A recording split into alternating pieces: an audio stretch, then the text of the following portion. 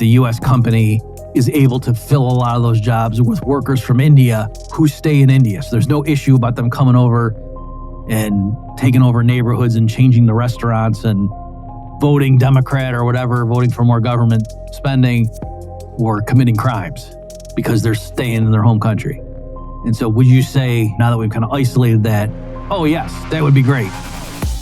Welcome to InFi, the future of finance. Hey everybody, welcome back to the InFi podcast. Today I am solo covering two recent posts that I made at the Infineo website. And the topic is the recent massive increase in the fee assessed for companies that want to participate in the H1B visa program. And so the announcement was that going forward, for each new applicant to the program, companies are going to have to pay $100,000.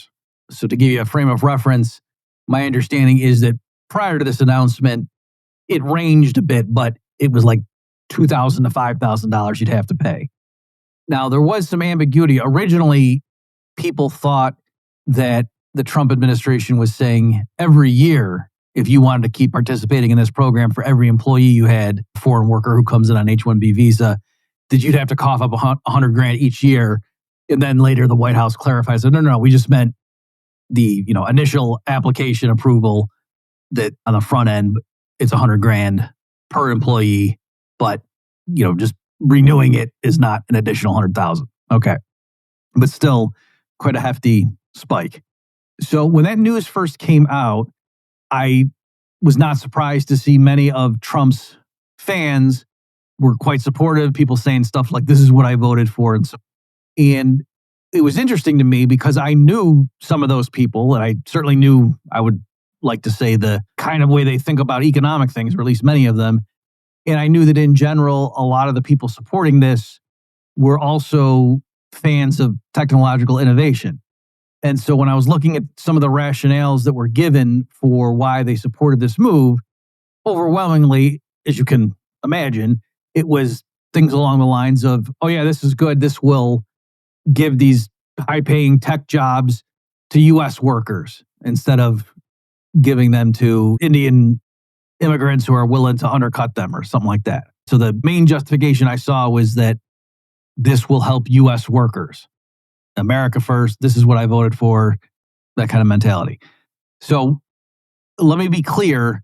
My point I wrote two blog posts at Infineo, and now what I'm doing here on the InFi podcast is just to walk you through some of the main points I made. My purpose in this is not to say to you, if that is you, if you're a MAGA fan and, yep, this is one of the reasons I voted for Trump and I'm totally in favor of this, I'm not here telling you, hey, you're wrong, and I, armed with economic knowledge in theory, am going to try to convince you to stop saying you're a fan of Trump's move and that he should reduce that $100,000 fee back down to $5,000. That is not what I'm doing. Rather, what I'm trying to do is get listeners and readers of the blog posts to just think through some of the interconnections of their worldview when it comes to how does the economy work. Because I think what I discovered when I would push people on social media and ask them, like, well, why do you support this? And then they would give me answers. And I said, well, what about this over here? And then a lot of times I claim that the way they thought about one issue was not consistent with how they thought about another. And so here I'm just trying to provoke introspection and get people to adopt, hopefully, a more coherent worldview. Because as well, I'm not merely saying that to get you to drop your defenses so then I can strike. That you'll see as I go through some of these points that I've jotted down here, some of the highlights of my two blog posts. On some of these trains of thought, I will end and just say, if that's how you're thinking about it, okay, fair enough. Then I'll move on. So again, I'm not saying, no, you can't support Trump's move. I'm just saying the reason you think you support it, does that rationale work in other contexts? And then if not, how should you deal with that sort of cognitive dissonance or internal tension in the various positions you're holding? Okay, so because I think surely we would agree when it comes to your mental model, if that's the phrase you want to use, or just worldview broadly construed of how does the economy work, that you shouldn't have outright contradictions embedded in that. That can't be good for you. It doesn't help U.S. workers if the way you're thinking through economic policy, if that framework has a contradiction embedded in it. Okay, so my point is not to tell you how to resolve the contradiction necessarily. There's different routes you could take, but I think I'm doing you a service if I uncover that, wait, the way you're thinking about this issue over here, that framework does not apply to the way you're thinking of it over here, this other issue. Okay, so with that preface, let me dive right in. What I laid out in the first blog post, and here I'm not going to exhaustively cover every single point I made in the two posts. This is just sort of a highlight news you can use, too long didn't read kind of thing, but also a commercial that if you like this, there's more where that came from to get you to go read the actual posts, which of course we'll link to in the show notes page here. So the main point I made in the first post was to draw out this analogy. And I said, if your rationale for why Trump hiking the fee for using the H1B visa program from like $5,000 a head to $100,000 per foreign worker that you bring in under this program, if your main rationale for supporting that is that, this prevents or puts in place a disincentive, a penalty on U.S. companies that are looking to fill their vacancies with foreign workers, that it's not so much that, we want to ban outright a U.S. company's ability to have someone from abroad come in and take a role, but I want to really stack the deck in favor of U.S. workers. And so that's why I like Trump's move by putting that price tag at $100,000. That, if you're willing to pay $100,000 and you still want to bring in that worker from India or Singapore or whatever, because, we just can't find a qualified American for this spot, okay, fine. But you're going to have to pay a hefty fee, not a piddly $5,000, when part of what's going on, a lot of the critics allege, is that these foreign workers come in and are willing to do certain jobs way less than what the prevailing wage is for U.S. workers with comparable skills.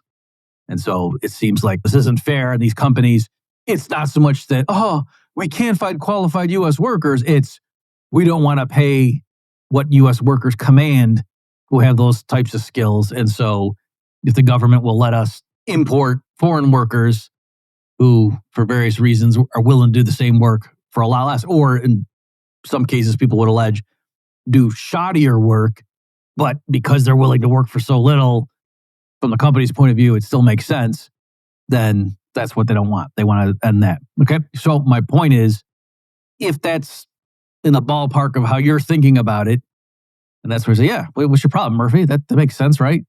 Then I want to switch scenarios and say, in general, would you be in favor of the U.S. federal government imposing a high penalty on U.S. companies that use automation in order to, quote, eliminate jobs that were previously held by Americans?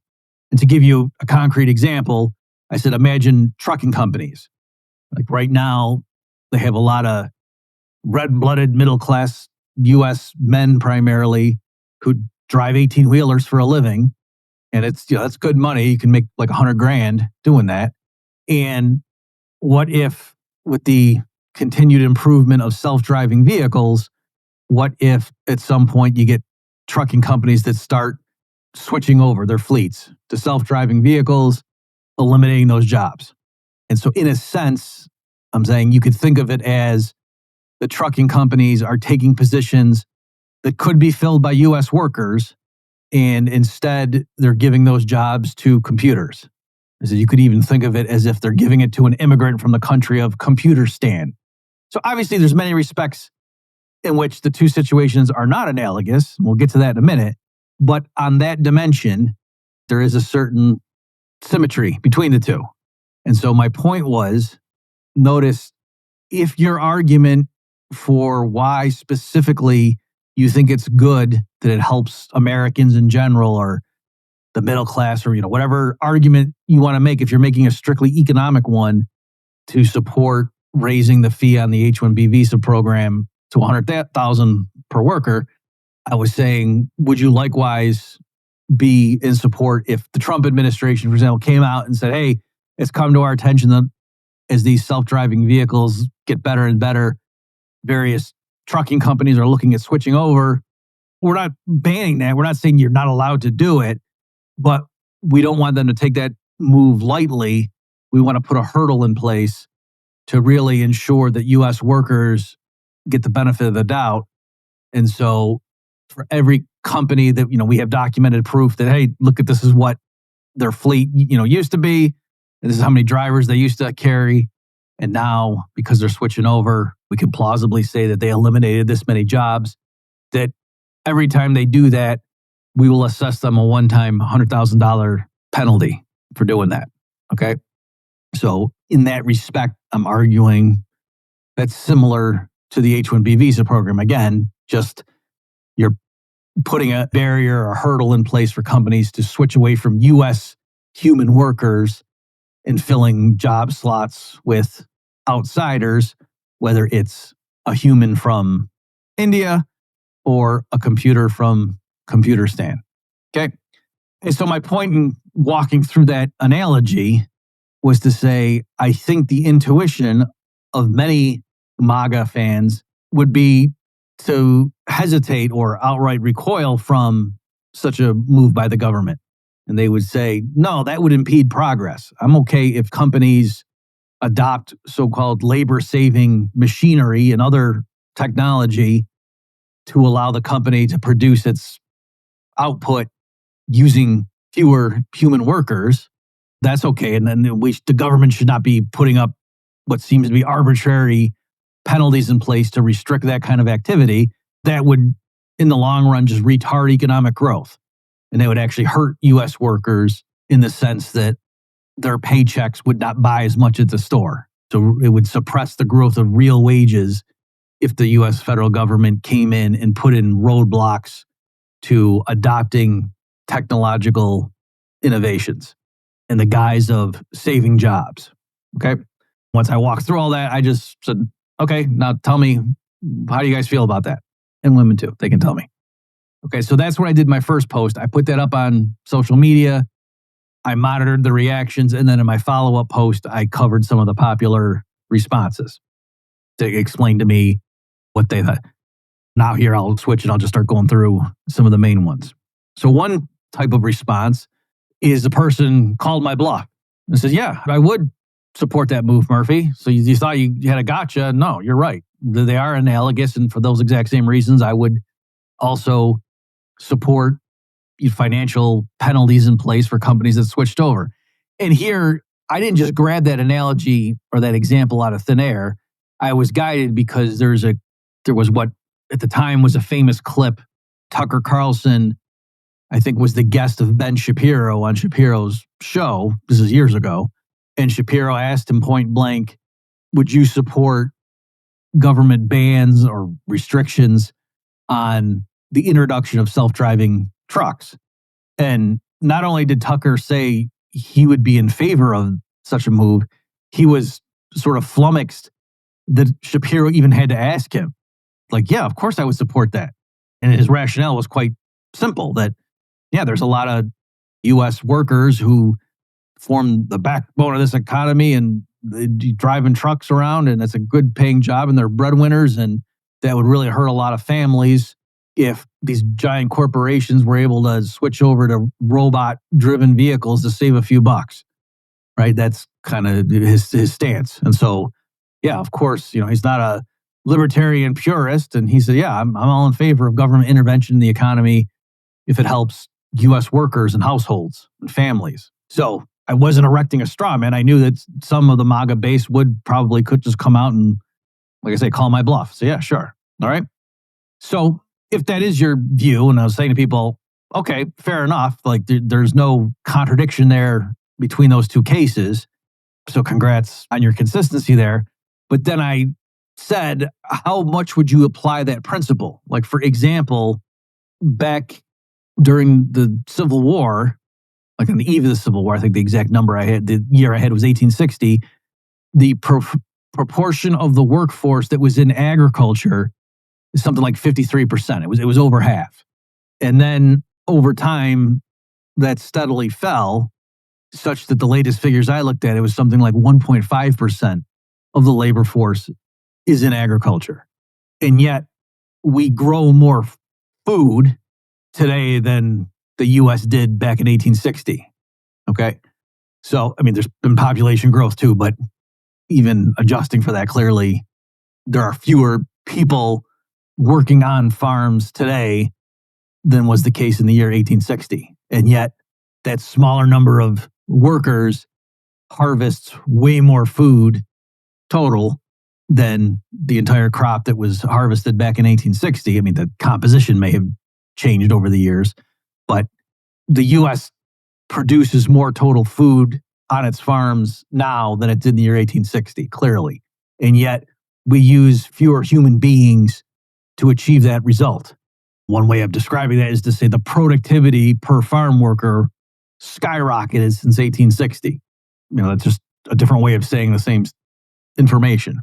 So my question would be, back in 1860, as farms were consolidated and going through the decades, and they introduced tractors and new fertilizer and other irrigation techniques and so forth, different methods for crop rotation, blah, blah, blah, would someone have, and in so doing, over time, they kept shedding workers, that the people running the farms realized, like, oh, with these innovations, whatever, we can now let a few people go and we can still boost our harvests in the future, even though we're going to employ fewer farm hands next year.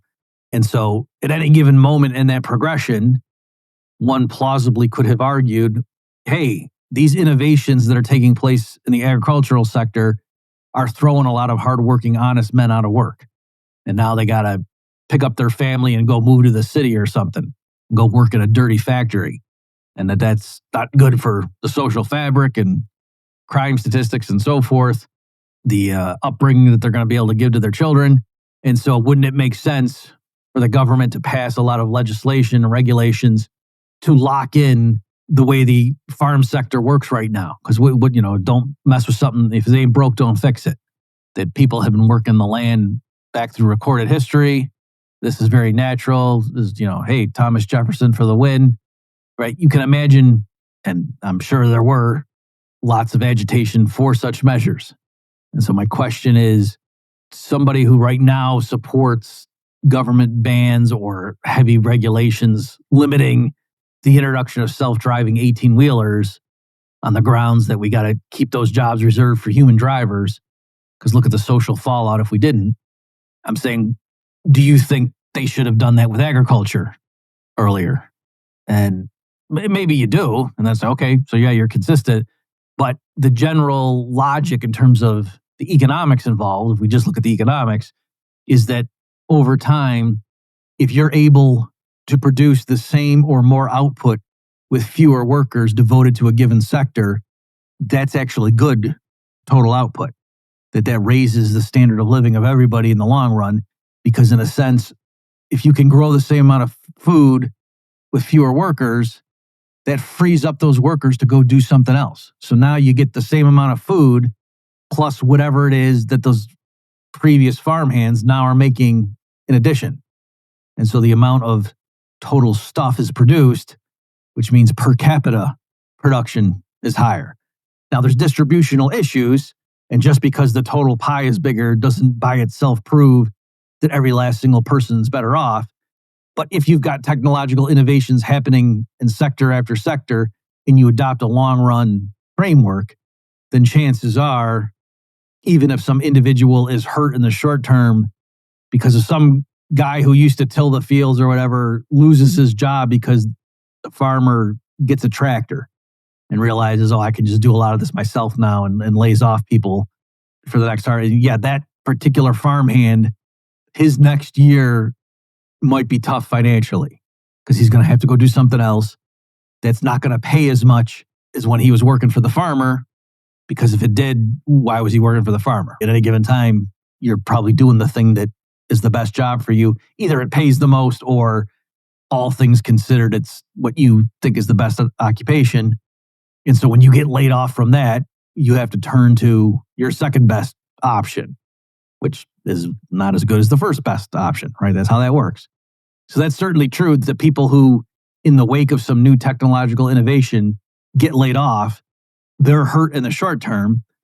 But notice there's immediate mirror image beneficiaries, right? So in this example, like the farmer who now saves on labor cost because he buys a tractor and he can do the same amount of work that he used to hire several men to do. And if the purchase price of the tractor, all things considered, interest cost, depreciation, blah, blah, blah, if that's less than what he had to pay those guys, he's saving money. So there's that element. But then it's not just that, oh, the farmer gains or the manufacturer of the tractor gains and the farmhands lose, end of story. No, now more food gets produced over time. And so food prices come down, right? So the general consumers benefit as well.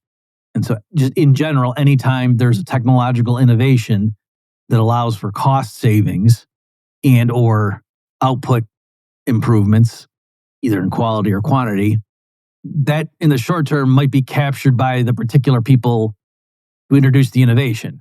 But over time with competition, that eventually spills out into the general public.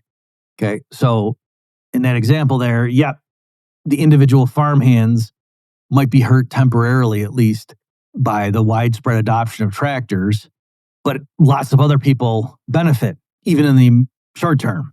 And then if there's some other innovation in some other sector that lowers costs, which eventually showers benefits in the general consumers, now those farmhands who got laid off because of the tractor are better off because of that other innovation in some other sector, right? Like with the use of better tools, it takes fewer people to build a house than it used to. So some people who were employed in home construction get laid off and they have to get absorbed elsewhere in the economy. So that innovation right there hurts those previous construction workers. But now the former farmhands, when they go to buy a house, houses are cheaper than they otherwise would have been. So they're helped by that particular innovation, even though they might have been hurt by the introduction of the tractor, right? And so just over time, as you start adding up all these different impacts, the average person in a society that allows for unbridled technological innovation and adoption, even though there could be short-term impacts on the labor that's displaced, in the long run, you want to be a worker who lives in that kind of a society than a worker who lives in a society where the government has strict limitations on what the companies can do whenever somebody comes up with a new idea. So that's the general idea I laid out there. And so again, you can see, I hope, the relevance to the H1B visa issue that looked at it in very narrow terms. There's a sense in which if some tech worker comes over from India that lowers wages in the tech sector, it might make some U.S. workers who otherwise would have been in that sector go do something else. And so it's true, bringing over that particular worker from India did hurt his immediate competition, the peers in his arena. But it certainly helps the shareholders right away who save on labor costs, but also over time, the products that company makes are more affordable for its customers. Even if they don't come down in absolute terms, it's that the general increase in prices because of government, the Fed printing money, is lower than it otherwise would have been. Okay, so there's that the consumers still benefit relative to the counterfactual. Okay, so again, if you don't, and this is partly what happened when I was posting these articles, some people were coming in and quibbling and said, "Oh, come on, that's crazy. They're not going to. The shareholders are just going to keep the lion's share." Okay, but then do you also support bans on using new technology? Because you would think, okay, well, then the shareholders are going to just reap all the gains too. If construction companies start using cranes rather than having guys just use ladders, well, does that help society, or does that just accrue to the shareholders of construction companies? I think most people say that'd be kind of crazy to have construction crews not use cranes. Look at all the jobs you could create if you didn't let them use cranes. And that's just going to reduce profits to the fat cats. Don't worry about it. I think most people, certainly mega fans, would understand that, well, that would be kind of nutty if the government came in and said construction companies can't use heavy equipment in order to create jobs for blue-collar workers and boost wages and stuff like that. I think most people say, no, that can't be right. The way your society improves and you raise standards of living across the board is you let companies use tools when it makes sense to use tools to augment the raw labor power of their workers and make them more productive. So that's how you can afford to pay them higher wages. Okay. Another category of response that was quite popular were people saying, okay, yeah, Murphy, you're right. There's a certain angle by which your trucking analogy is comparable to the H1B visa workers if you're only considering things as a bean counting economist who just cares about like GDP and efficiency. But there's a lot more involved when we bring foreigners into the United States, that there's cultural elements that a lot of us are worried about. There are crime issues, and hey, the Democrats have this agenda where they want to bring in a bunch of foreigners because they're going to stuff the ballot box for Gavin Newsom.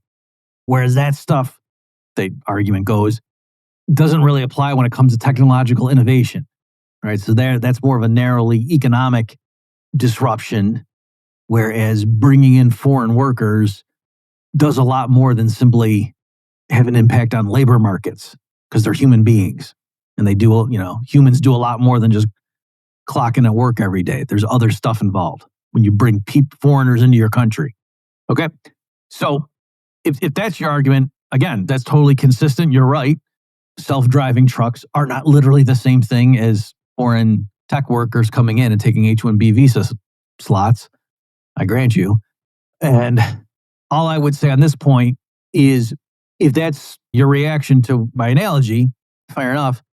But then would you say, if there's a U.S. company that right now is employing American workers, and then they want to eliminate some of those slots and replace them with workers in India who will stay in India, and it'll be a telecommuting job, whatever it may be, like if they're computer programmers or something, or even if they're customer service representatives for 800 numbers, right? That if the U.S. company is able to fill a lot of those jobs with workers from India who stay in India. So there's no issue about them coming over and taking over neighborhoods and changing the restaurants and voting Democrat or whatever, voting for more government spending or committing crimes because they're staying in their home country.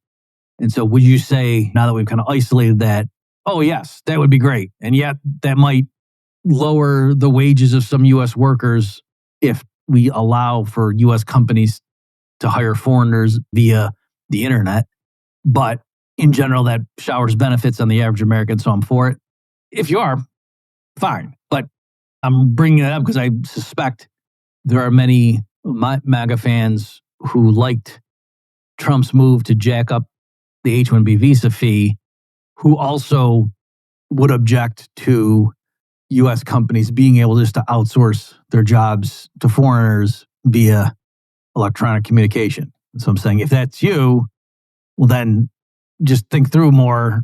When I was bringing up my self-driving truck analogy, and your go-to response was to talk about, well, no, because there's crime and voting and culture, that none of that applies to outsourcing the job to foreigners if they stay in their own country. And so again, I'm just trying to make sure that you're not just spitting out reasons that the particular argument I just said you find not compelling. Make sure that those reasons or objections you're raising fit in with how you'd respond to me in some different scenario to see if it's all consistent. Okay. A very interesting type of response argued that we need to look at the H-1B visa program in the context of broader immigration restrictions. And so if it makes sense to limit how many people can come into the country, well, then it's a little bit weird the way the H-1B visa program worked, because among other things, it involved a lottery. Okay, so here, this is what John Cochran, the economist at Chicago, was pointing out.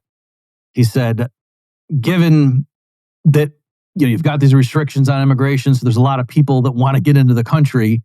So on the margin, if the H-1B visa program now is allowing some people in, that's a very coveted, valuable economic transaction or outcome. And so he said, why would we use a lottery to just bestow that gift to randomly selected U.S. corporations? That by switching from a low fee where there's lots of, so in other words, put it this way, given how many slots of H-1B visa workers we're going to allow in, under the old system, they weren't charging the market clearing price by just saying, oh, it's up to $5,000. There were lots of applicants, like lots of companies said, oh, yes, we would love to pay $5,000 to be able to have the right to bring in someone from another country that we sponsor to hire that person to fill our position, for which we'll go through and officially claim, well, we can't find a qualified American, because you got to do that stuff with the paperwork in order to apply for this program. And so what Cochrane was saying is, why would we do that? Given that you agree with the limits on immigration in the first place, then why not charge the market clearing price? Raise the price tag on the H-1B visa program until the point at which you're not having to that the number of slots that employers want to fill equals how many people we wanted to let in under the auspices of this program. Because the way it was before, at the $5,000 tops fee, way more companies wanted to bring in more workers than were allowed in. And so that's why they had to switch to some other way of rationing it, and they used a lottery system. All right. So Cochrane saying, like, standard economics says it makes more sense to raise the price to focus or channel those H-1B visa workers into the hands of the companies that value them the most. And then instead of just giving that surplus to the companies, have it go to the Treasury, and they can use it to reduce the deficit or cut taxes or whatever. And so it's, in a sense, kind of giving that benefit to the broad tax-paying public. John Carney made a similar argument in response to my first post. He said something like, part of what's going on, part of why the old arrangement with the H-1B visa program worked, is that a lot of these foreign workers were willing to work for a lower wage than what their U.S. counterpart would have required, is because part of the package was they were getting to leave their country and move to the United States, at least temporarily. And so they were implicitly paying for that privilege, right? In a sense, so here I'm giving more flesh to Carney's view, but I think I'm being consistent with what he was saying. So in a sense, it's like you're just auctioning off the right to skip the immigration line to these H-1B visa workers. Because, in other words, there's various other ways you can apply to come in to immigrate legally in the United States and work here. And so if you're applying on the H-1B visa program, you're kind of skipping over those other queues. And then that's what makes it work, that they're willing to work for a lot less. That's why the U.S. companies want to sponsor them and so forth. And so Carney's point was, why would we just be giving these gifts to a bunch of U.S. companies, like that happen to be in the tech sector or whatever, when it's, in a sense, like these foreigners are implicitly paying thousands of dollars in lower wage demands for the privilege of coming and living in the United States for a while. That it's not clear why some U.S. company that sponsors them gets to pocket that differential, which is effectively what happens if they only have to pay up to $5,000 in order to get someone who comes over and will be a computer programmer for $40,000 a year less than some U.S. counterpart.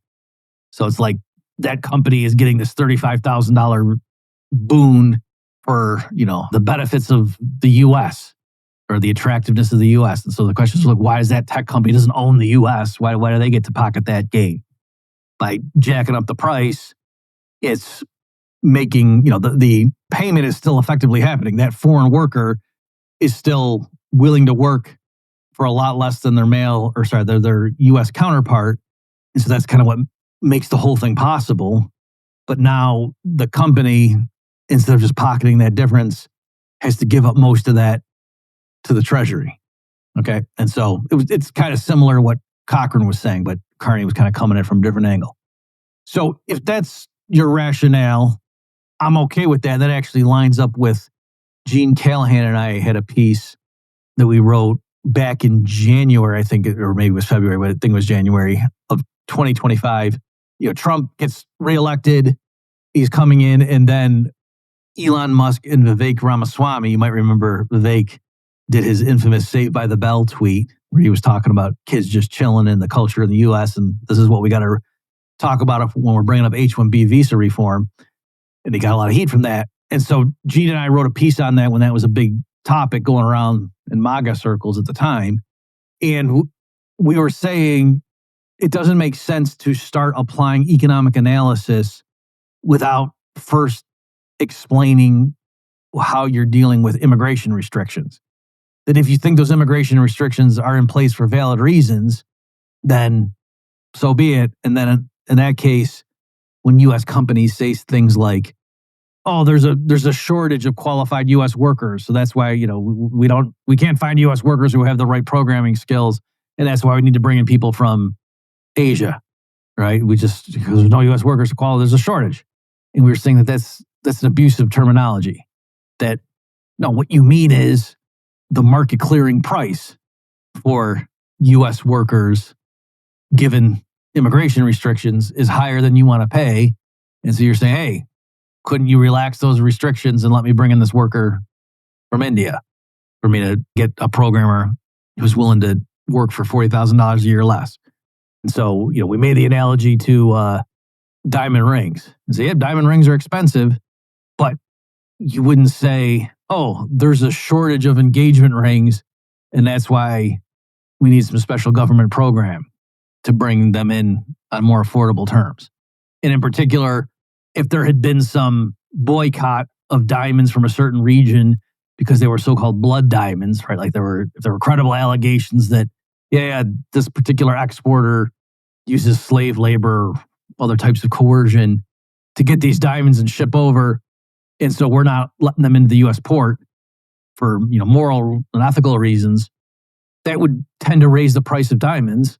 But you wouldn't say, oh, now there's a diamond shortage. You would just say, no, that particular decision we made for various non-economic reasons had an impact on the market clearing price.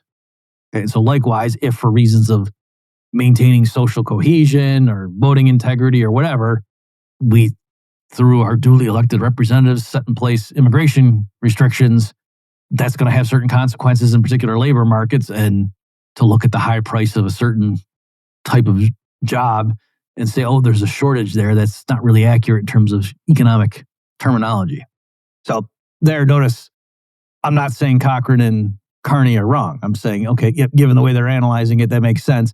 So on the flip side, if you're a certain type of libertarian who is all for either outright open borders or just a much, much more relaxed restriction where you just open the floodgates and just screen people for tuberculosis and a history of bank robberies or something, which, certain types of libertarians, that's what their stance is, then the reason you're favoring the H1B visa program and don't want Trump to hike the price is that's sort of like your escape valve.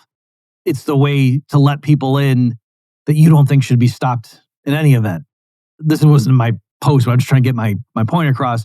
It would be like if they had some new program that they said, oh, anybody on death row who has two different eye colors, one eye's one color and the other eye's a different color, they get immediately pardoned. And a lot of people would be flipping out saying, that's crazy. Why would you do that? That's stupid. But if you had a prima facie view that the U.S. criminal justice system was horribly corrupt and that most of the people on death row were innocent, then you might favor that policy just as a backdoor way of getting a lot of those people out, even though you could agree on the service that's kind of crazy. Likewise, I'm saying that a lot of the people who support the H-1B visa program, it's not so much, especially if they're libertarian economists, I think, if I push them, they would agree, it's not really right to say there's a labor shortage or whatever. It's just that there's these, they think, unwarranted artificial restrictions on the flow of labor into the country. And therefore, the H-1B program at least allows for some relief, even though the way it's framed is kind of goofy.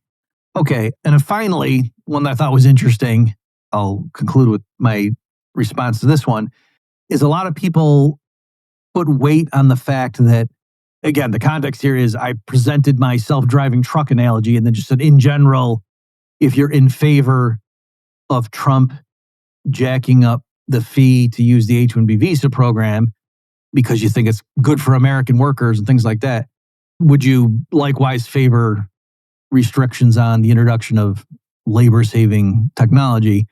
So one thing that several people brought up to me, which I wasn't expecting in the beginning, is they said, oh, no, Murphy, a big difference between those two situations is if a U.S. company introduces more machinery or other types of fancy equipment and lays off some workers, the money still stays in the United States, right? Like the company, the shareholders have more, or ultimately the consumers get more, whatever. But he says with the H1B visa program, when the U.S. companies bring in a foreign worker, and now it's that foreigner getting paid the wages, not some American, in a lot of the cases, the foreigner will remit a large chunk of their paycheck back to their relatives in the home country. And so that money leaves our economy. And so that's a huge difference there, Murphy. And that's why it's bad for the U.S. economy to rely so much on H1B visa workers. And that's why I support Trump jacking up the price to participate in that program, because I want to reduce the amount of participation in it. So their argument, it's not so much that, oh, for a given quantity of foreign workers we're bringing in, let's at least charge what the market will bear so the Treasury gets something to show for it. It's more, yeah, let's jack up the price to stop so many workers from coming in under this program. So just real briefly on that, and again, I'm just kind of doing a teaser here for the post. Go read them if you want to get more discussion here, elaboration. I just challenge the notion that when a worker gets paid in U.S. dollars in the United States and then sends that money abroad, that's somehow bad for the U.S. economy. That, oh, now our merchants don't get the sales from that money, and so it depresses U.S. business or something. So, quick thought experiment. Suppose somebody from India comes over, they're a computer programmer, they get paid, let's say they get paid $5,000 for their monthly salary. And they go to the bank and they turn it into actual currency and they literally just burn it. And I say, do you think that person just struck a blow to the U.S. economy? Oh, geez, they could have taken that money and spent it buying stuff from American merchants. And now instead they just burn the money. Oh, no, that's gone now. And so I'm saying, if you think they just did something that was socially damaging to the rest of the country, I think you're mixed up. Because just think about that. You're saying Americans would be better off if this Indian guy consumed a bunch of our stuff, like went around and ate a bunch of our food and took a bunch of clothes off the racks and so forth, maybe took a car off of a used car dealer's lot and is consuming real resources. How does that make us wealthier? It's on the contrary. If some worker came over, put in a bunch of labor hours, clearly is allowing U.S. production to be higher than it otherwise would have been, and then doesn't take anything out in return and just kind of does it for free in the sense of the flow of goods, because we give him green pieces of paper and he just burns them, that wouldn't be him ripping us off or screwing us over. That would be us enslaving him. That's what happens when you have slaves, is you bring them over, they do a bunch of work and produce stuff for you and your people, and then you just give them the bare minimum that they need to not die. And so most people wouldn't say the slaves are hurting the rest of the economy because they're not consuming more.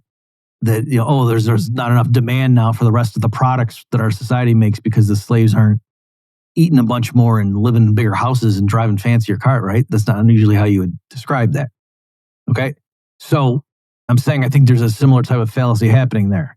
That on the contrary, if foreign workers came in under the H1B visa program, worked long, grueling hours, banging out computer code or answering phones and dealing with irate customers or whatever it is they're doing, working as a mall security guard, who knows what, then, and at the same time, they didn't suck much out of the economy to consume, there's a sense in which they would be doing us a favor, right? You might ask them, why are you doing this? But that wouldn't be making the average American poorer. It would actually be making the average American richer, right?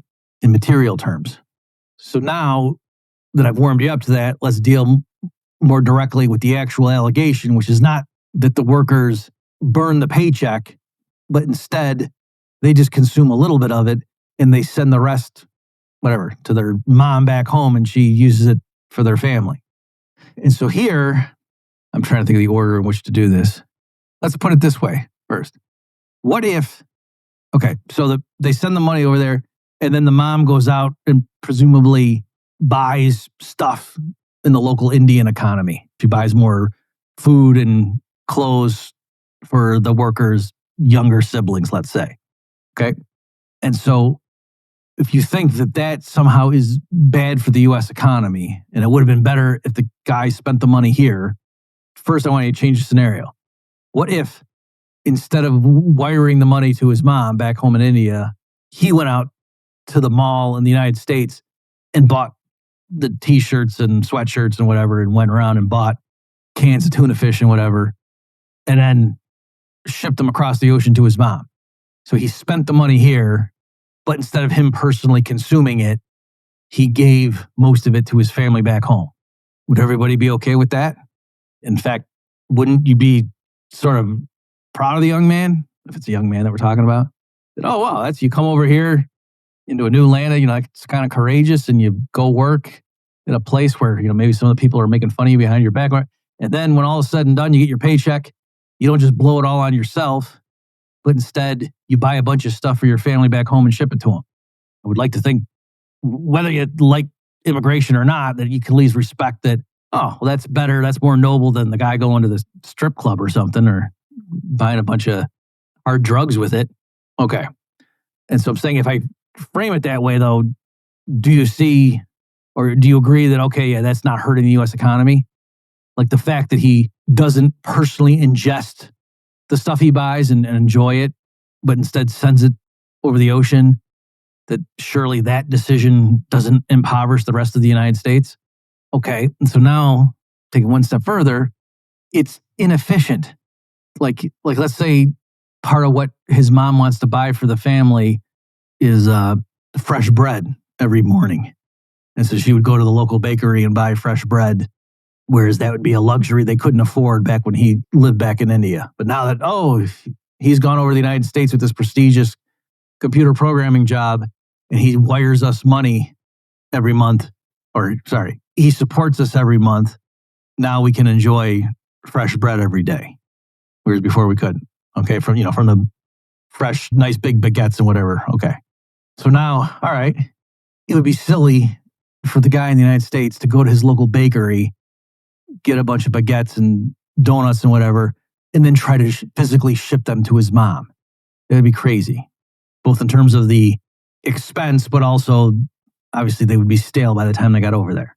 So given that he wants to use his labor performed in the United States in order to get fresh bread on the breakfast table for his family back home in India every day, the way to accomplish that is not to physically ship bread that was made in the U.S. Instead, he needs to transfer money to his mom so she can go and buy bread that was made locally. And so I'm going to be quick here. I spell it out more in the blog post. But if you just think through the way that works, so it would be, in the grand scheme, in terms of global efficiency and whatever, and win-win transactions, rather than the guy buying bread from a baker in the United States and then shipping it, it would make more sense if the mother in India bought bread from a local baker in India, and then in order for that to not mess with other people in India, more resources would have to go into bakeries, which means there would be fewer resources for something else. But then the other people in India who used to enjoy that other thing would just import it from the United States, right? And so what ends up happening is the son in the United States, instead of buying bread, and so U.S.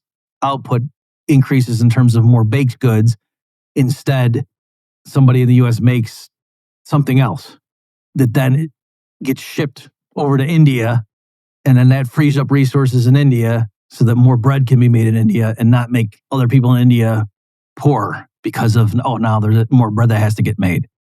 Okay? So that's the way it works. And if you say, okay, yeah, I suppose theoretically that's possible, but in practice, how would that get coordinated? How would everybody know what to do to make your fanciful story pan out that way, Murphy? It's through foreign exchange rates, right? So if there's lots and lots of workers from India earning US dollars and wiring them back home, what do their family members do back home? They take the US dollars and exchange them for rupees because they want to go and just spend the local markets using the Indian currency. And so that means there's now more dollars trying to fetch rupees on the foreign exchange market. So that makes the dollar depreciate against the rupee, which means US exports to India are now more affordable. And then the flip side, US imports from India are less affordable. And so that gives the incentives for more net exports to flow from the US to India. So I'm just showing you the way this stuff works. All right. So with all this, I'm not saying I just completely solved the issue. You can stop your thinking now. That's the final word of this.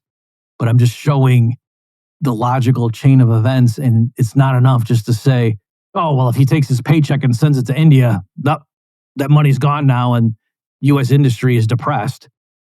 No, that's way too superficial and short-sighted analysis. You got to follow it through. Okay, I'll stop there. If I've intrigued you, I encourage you to read my 2 blog posts on the topic, which I will link to at the show notes page. Thanks for your attention, everybody. See you next time.